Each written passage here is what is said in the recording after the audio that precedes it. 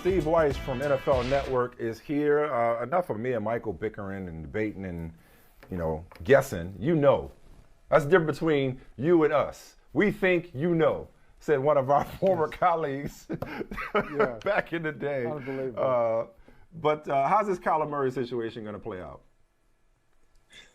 Well, look, Mike, I was listening to it, and you're right. I mean, Kyler does not have a ton of leverage here unless he's going to hold out. And you hold out to a point till you start losing all that money. He's on a rookie contract, so he doesn't have a boatload of money to necessarily lose. The team doesn't have to do anything with him for 2 years.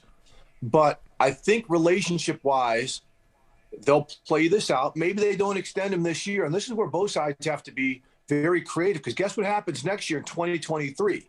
This salary cap is going to take a massive – it's going to increase massively, like the NBA when the new TV deal money kicked in. You started seeing guys getting $40 million annually on the regular. Kyler Murray's going to be there. So if you're the Arizona Cardinals and you have the cap space, you may want to think economically about extending him right now. At the same time, if you do that, you're going to lose a great player like Chandler Jones. You might not have the money to pay him. You might not have the money to get the supporting cast that Kyler Murray needs to compete in the NFL's most competitive division. So that's why I could see them actually waiting at least one more year before extending him so they can continue their ascent with the type of money a rookie quarterback contract offers you, because they haven't drafted receivers well. They've got to go out in free agency and find some. They could lose running back James Conner as well. And again, you lose a pass rusher like Chandler Jones because you don't have the money to pay him. That is a huge blow in a division where you have to get pressure on quarterbacks. Hey, you had me at I agree with you, Mike. So let's see if I can go 2 for 2. Well, there's too much. Do you believe? He's Michael, at least for purposes of this show. Well, he actually does prefer Michael in general. Do you believe, as I do, that the rest of the league, the rest of the quarterback-needy teams, are simply laying in the cut, waiting for Rodgers to actually be available before engaging Brian Gutekunst and the Packers? Michael doesn't seem to believe that nobody's reached out to Green Bay, and if they haven't, it's a dereliction of duty, right, Mike? I'm phrasing that right? I think they're just waiting to see. They're waiting to see what Rodgers decides, and we talk about leverage. When Rodgers decides whether he wants to return and play for the Packers or someone else, where he wants to play will dictate the trade negotiations. What say you? Yeah, bingo with that. I think teams are also trying to figure out what's going on with Deshaun Watson. That's actually the big chip, right? Deshaun Watson is the big chip. But also, my journalistic brethren, let's listen to the semantics. No team has reached out with trade offers. But did a representative from a team? Did somebody? We know how this goes. So those discussions are going on. Look, teams are going to make Green Bay think about it, whether Aaron says he wants to come back or not. So teams are planting seeds. Maybe not a team, but an individual from a team is doing that. But I think they're going to wait to see what Aaron wants to do, because he may say he wants to retire. So you really don't know there. But the Deshaun Watson situation also factors into any of this potential quarterback movement. That's a great point on the semantics. And he was kind of smirking, smiling. He's drinking the water there. Nobody. We know how it goes, out. Michael. We know how it goes. We know how it goes. That's right.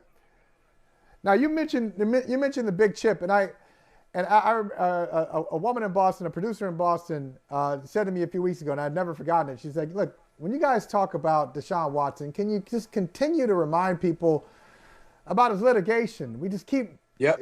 Her point was, we just kind of skip to, hey, Deshaun Watson, great quarterback, which is true, but there's a big legal case between Houston and his next destination. In your estimation, how big is that legal case? Because it's kind of been quiet for a while. Well, I mean, it's significant. I mean, first off, again, you have several women, I think more than 20, civilly accusing him of bad behavior, sexual malfeasance, whatever, with the whole getting the massages type of thing, right? It's a civil case right now. Criminal charges have not been prosecuted. So, but immediately you're going to have some owners saying, I don't want to deal, no matter what, I don't want to deal with that type of situation. guilty or not, civilly responsible or not, I don't want to have that in my building, right? So that's going to take some people out. But we also know some teams, they don't care about criminal, civil, whatever type of behavior. They want someone who's going to win them games. And Deshaun Watson is one of the 5 best quarterbacks in the NFL when he's on the field. So that will factor into any type of move. And any team that would make a move for him has got to be diligent enough to know that he could be suspended for some period of time, 4 games, 6 games, 8 games, whatever. So they've got to have a plan B in place while that situation plays out. So, again, not overlooking the legal situation because it is going to factor into any move a team makes, but there are teams willing to make that move because they know the type of player he is. And as we've seen the history of pro sports, teams are far willing to turn a blind eye to anything that could be off-putting to fan bases or whatnot if that player can win a ball game.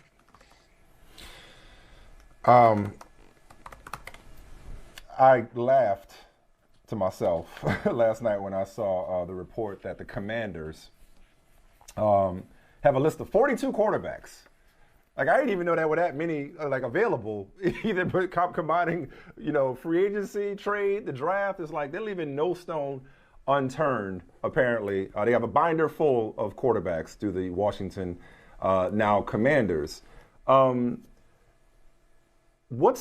attractive is that organization, given everything it's got going on from the top down, and given its history, for that matter, to an upper echelon quarterback? I'm not talking about a stopgap. I'm not talking about a rookie quarterback that has no ability to dictate where he lands. I'm talking about somebody with some options. Is anybody checking for the Commanders like that? Well, first of all, there's not a ton of quarterbacks that have options. Most of them would have to be traded. But let's just say someone like a Russell Wilson was a free agent. Money talks, man. Money and market talks. And if a player says, I can go to D.C., be in the nation's capital, and win ball games for a franchise that has been in the mud and has been more dysfunctional than basically every sports franchise we've seen the past 2 decades, I can win games there, I'm a legend. Right? So we have seen players go to teams that have been dysfunctional. It has worked. It hasn't worked. So, you really never know. You saw players go to Cleveland, right? The Cleveland Browns were the butt of every joke in the NFL. We've seen players go to the Raiders. So, again, those teams have had their issues losing. They were just horrible forever. But players have gone there. Money talks, coaches talk, relationships talk. And plus, if they feel that situation is better than the one they're in, that talks as well. All right, so if that's the case, do you expect more specifically? You saw that sorcery just now? You see that? Yeah. Okay, all right, he just went out. I was going to ask. I love the question you asked. I was really just talking about the culture around the franchise. No, it's great. No, it's a great question because I wonder if, Russell Wilson is a great example. If you're Russell Wilson and you have options, would you go? Would you go? I mean, Aaron Rodgers maybe is another category, but Deshaun Watson, would he go there? Now, so, just open up a whole different can of worms because on Russell Wilson. Yeah, and I got a thought about that Watson thing that maybe I'll say another time. The thing you said about the producer, but this is Pete Carroll today. At this time of year, there's conversations about everybody. We're talking about everybody. That's commonplace for us to have conversations with teams about all of the players, particularly marquee players, and that's not changed. It's been the same every year, and we've been here, and the same it's been. No intention of making any move there. But the conversations, John has had to field those, he always has, but nothing specific. So basically, the headline is no intention on the part of the Seahawks. I believe we have Steve Wyche back with us. No intention on the part of the Seahawks to trade Russell Wilson. And Craig Melvin, I believe, on the Today Show was trying to recruit him to D.C. And Russ did his on-brand Go Hawks thing. And I think we talked about it. We referenced it yesterday, but maybe you want to dive more into just his situation. Last offseason, he was putting out a list of desired destinations if he should waive his no-trade clause. Now, whether he's either off the board or on brand when he says, "Oh, I'm in Seattle and I'm happy." What's your read on that, Steve Wyche? Look, we know nobody, very few people throw out analogous information in directions of anything like Russell Wilson. He puts it out there. And, let's think about Russell Wilson in Washington. He's from Richmond, Virginia, 90 minutes away. He'd be huge there. He would be seen as a savior, for a franchise, again, that's had quarterback dysfunction, except for the blip that was RG3 and the blip that was Alex Smith. Pete Carroll saying they have no intention of trading Russell Wilson. We've all been around teams where they've had no intention of trading a guy, but someone comes with an offer, and they do have intentions to get a deal done. Things change, man. We're at a point where no one's really in an immediate hurry. Now, that's going to change in a couple of weeks when we get closer to the new league year and free agency in the NFL draft. But again, we'll see about Russell Wilson. I mean, the Seahawks can say we have no intention of trading him to see what teams are going to come with. It's possible trade bait, or if they just feel that he's not going to be available to acquire. So they're playing a chess game. I'm sure Pete Carroll doesn't want to trade him because they don't have a plan B in place. Pete Carroll doesn't have 10 years left to coach. So Russell Wilson gives him the best chance to win. But again, there has been fractures in that relationship. He's talked about last year. We've heard some of the things he said this season. They had their first losing season, I believe, under Russell Wilson this year. So we'll see what direction the Seahawks take if somebody puts a sweet offer on the table for them. Mike talked about this, that we were on vacation. There are some things that we missed that we would have wanted to talk about in depth. One of those things was Brian Flores joining Mike Tomlin's staff in Pittsburgh. Did that surprise you when you saw that news break? And what do you think the significance of it is? Well, it did surprise me just because I thought Brian Flores was going to get blacklisted. I thought he was going to be off the table. But look at the team he went to, right? It is the Steelers, who are run by the Rooney family. And I know personally they are tired of having their name kind of dragged through all the sham interviews known as the Rooney Rule. So the fact that they stepped up and said, we're going to hire a qualified coach, probably is overqualified to be a position coach, to come to our team, that's fine. We're going to do that. His lawsuit can continue. And as an owner, I may be liable in this lawsuit if it's a suit against the league, which basically the owners own. So be it. We're going to hire someone that we think is a qualified coach. The fact that Mike Tomlin hired him says a lot as well. Because the one thing you are seeing around the NFL now, you're not seeing a lot of head coaches promote black assistant coaches into higher jobs, and you're not seeing a lot of white head coaches necessarily go out and hire a ton of black coaches into high positions. So we've seen Lovie Smith hire Pep Hamilton, a black offensive coordinator, who went and hired Ted White, a black quarterbacks coach, right? The two positions that get noticed most for head coaches. Both of them HBC graduates from Howard University. We see Mike Tomlin hire Brian Flores. And let's not forget, he promoted Terrell Austin, a black man, to his DC, the first black position, offensive coordinator or defensive coordinator, that Mike Tomlin has hired. So, it seems like when it comes to hiring black position coaches and coordinators, it's the two black coaches that are doing most of the heavy lifting when we see what's going on around the NFL right now. There's also been a lot of blocking going on, as I mentioned on Super Bowl Sunday, and this is a tale as old as time, but there are coaches, black coaches specifically on the offensive side of the ball, who have an opportunity to climb the ladder with another team, with an opportunity that their current team won't give them, but they also won't let them out of the contract. So a life-changing move on the offensive side of the ball, either as quarterback coach or OC or passing game coordinator, whatever you want to call it. No, we got to keep you here. And meanwhile, we're going to hold you back from elevating and being a part of that pipeline that more often than not, coordinator leads to head coach. Quickly on that, Mike. The NFL has things in place to stop the blocking of it. But what teams will do is put an assistant head coach title next to a running backs coach, let's say.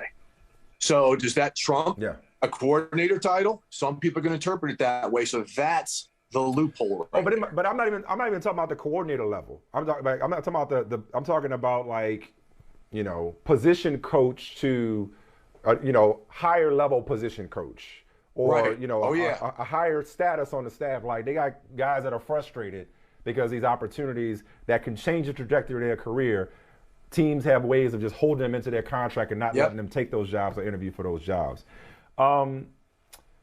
What's the buzz in terms of the rookies and the incoming draft class? I know it's not a huge year for quarterbacks. Seems like the top of the draft is going to be mostly guys in the trenches, offensive tackle, pass rusher, edge rusher, what have you. I'm not going to bore you with my fascination with Matt Araiza, the punter out of San Diego State. Michael laughs at me because I nerd out too much about a punter. But so far, you know, we talked a lot about the veteran movement. What's the buzz that you're hearing with regard to, some of the incoming rookies at the Combine, and whether these quarterbacks can make some noise and maybe crack the top 10? Yeah, look, you talk to people, there's going to be at least one quarterback who's going to be in the top 10. Like, someone's going to fall in love with Malik Willis, the quarterback out of Liberty. He's got the big arm, incredible personality, great leader, really good running the ball. Someone's going to fall in love with this one, the people you talk to, and he could be a top 10 guy. But it's not, the type of draft where the first 3 picks are going to be quarterbacks. Like you said, they're going to be offensive linemen and guys who get after quarterbacks at the front end of the draft. Malik Willis is someone you talk about, the pass rushers, the guy out of Michigan. He's someone who's very intriguing. Yeah, Hudson, he's going to go high. But again, I think the veteran quarterback movement is really going to dictate what goes on here. Again, if someone trades with the Steelers, say go get Jimmy Garoppolo, how is that going to affect what they're going to do with some of these draft picks? So some of these guys are going to slide because of some of the veteran trade movement that's going to go on. So again, I'm not in Indianapolis at the Combine. There's always a lot of hype and a lot of conversation around that. But, and here's some names right here. Like Kayvon Thibodeau is an interesting player I've talked to teams about because he looks the official part. rookie of brother from another. Man. Correct. And he looks the part. There's people saying, but he's the dude. Is he the dude who's going to give it to you every down like Hutchinson? Now, is that the smoke people are putting out there because they want him? Or is there really that's how some people feel? Well, there's always a risk on passing up the next great pass rusher because the 2 most valued positions in the NFL are the quarterback and the guy who gets after the quarterback. After that, it's the guy who protects the quarterback. So those are some of the big discussions, but you are going to see a lot of these pass rushers come off the board in the top 10. All right, my final question for you. Yeah, go ahead. You mentioned quarterbacks. So we got a little office pool going here. You might as well throw your contribution in here. What's Tom Brady doing next year during football season? What will Tom Brady be doing, and who will he be doing it for? Oh man, he's going to be selling like Bulova watches for whomever. I don't think he's coming back. Look, he's going to get the itch that needs to be scratched, but he seems very secure in what he's done. I don't think he's coming back. Okay. Retired. I got one. Right. I got one more for you. How likely is overtime, at least for the postseason, changed significantly at not just meetings at the Combine, whatever competition committee meetings, but also obviously it's got to be passed by the owners at the upcoming owners meetings. Because I still have not seen anything better than my overtime proposal, Steve Wyche. Oh, like the here go. You want to hear mine real quick, Steve? Because I know the Bills. Give it to me. Okay. Because I know the Bills. The Bills kind of like halfway there. Like they're like, oh, we're gonna put a time limit on overtime. Yeah, but what happens if it's still tied, right? Check it out. Untimed overtime period, equal number of possessions, and here's the big one for you. Okay, you cannot play for a tie or to extend the game unless the team possessing the ball first converts a 2-point conversion attempt. So in other words, Steve, I'll take it to Chiefs Bills. Chiefs get the opening kickoff. They go down the field and score a touchdown, kick an extra point. The Bills get the possession. They have to outscore them, as in they have to go for 2. So you still have an element of, hey, play defense, that's part of the game too, but you do get the possession and it doesn't go around in circles forever, because if you give up a field goal on the first possession, you got to score a touchdown. If you hold them scoreless on the first possession, you just got to kick a field goal. So if your defense doesn't do its job, you get the possession, but now you have to outscore them. All problems solved, dog. Thank me later. People in high places. Get this in the right hands. Get this in the right hands, Wyche. Absolutely love it. I doubt it's going to happen. And here's going to be the shadow excuse. How do you love it? Mark You my love words. Shadow excuse. Player safety. 17 games, keeping guys on the field for an extended period of time. They're going to say we cannot go for that. We got to get guys off this field as long as we can to have them play extra periods in a 17-game season. I mean, that's going to be the umbrella excuse you hear. No, but this what I'm saying. Well, okay, right now you already in the regular season you already have a 10-minute overtime period, okay, which can be scoreless in overtime and yet in the tie, right? In the postseason, this will satisfy all of that. This will satisfy everything because everybody gets an equal number of possessions, but you got to outscore the opponent. So that's it. It's not going to go on endlessly. I get it. I love it. But they're going to say if you can't stop the team on that first possession, that's it. I'm telling you, I love your idea. I think it's fantastic. It's very sensible. Because if both teams are guaranteed a possession, would love it. So check it out. If both teams are guaranteed a possession, and the third possession scores, is that fair? Right. But the other team didn't get the same amount of possessions. Well, hold on. So every other thing I've heard except for this is unfair in some way, shape, or form. Like you can't go, each team gets a possession, now it's sudden death. But suppose in your proposal, both teams. Suppose on your proposal, both teams failed to score on their both possessions. Now you're back to the odd possession again. There's always these unforeseen developments. It's even possession. In a certain way. And if somebody kicks a field goal, you get it back, and you got to score a touchdown. You can't tie it. That's what I'm saying. Don't. You can't tie it. Suppose they missed. Suppose it's windy. I thought this through. I just dropped this on you. Think it through and give it to the owners. I love it. And let me know how it goes. Steve, first of all, I'm so disappointed, one, that you love it, okay? Two, I love Michael Smith did not think it through. He plagiarized this through. You plagiarized this. This is your business partner, Terrence. We collaborated on it. I gave him credit. Okay. I gave him credit. Last time, we collaborated on it, and I did think it through. I thought through every possible scenario and hole, and there are no holes in this. I'm telling you. Here's a hole in it. Here's a hole in it. It's still unfair because if the team comes down and scores a touchdown, they kick an extra point, that's fine. Now I got to convert a two-pointer, which is harder than just kicking an extra point. Because you gave up the touchdown. But Mike, so everybody says play defense. Well, you gave up the touchdown, so your penalty for giving up the touchdown and losing the coin toss is you got to outscore them. Or if they get the field goal, score a touchdown. It's inequity. But here's why it might not be harder. If your team can drive 75 yards down the field on the next possession, you're rolling, right? That defense is, their tongue is wagging. Kicking it in the wind from 17-yard line, 27-yard kick for an extra point, versus going 1 yard or 1.5 yards on a 2-point conversion. Look, the people who are loving this discussion more than anybody are the prop bet gamblers who know if that scenario pops up and they got to win by 1.5, they are losing their minds right now. That's a good point. All I know is nobody has a better solution. I'll wait. And I'm not just saying that because I came up with it or I came up with it with help from Terrence. But with your partner, yes. Thank you. Socialize this, Steve. Socialize this in your upper echelon offices that you frequent, the people in high places you know. It ain't gonna happen. As long as you credit me, just credit me. You got it. Michael, you just mad because Wyche is feeling me today on like everything. I know he really is. On like everything. What does that tell you? Steve. Hey, thanks for watching Brother from Another on YouTube. Make sure you hit subscribe before you leave and be sure to watch us 3 to 5 p.m. Eastern Time on Peacock. Appreciate you.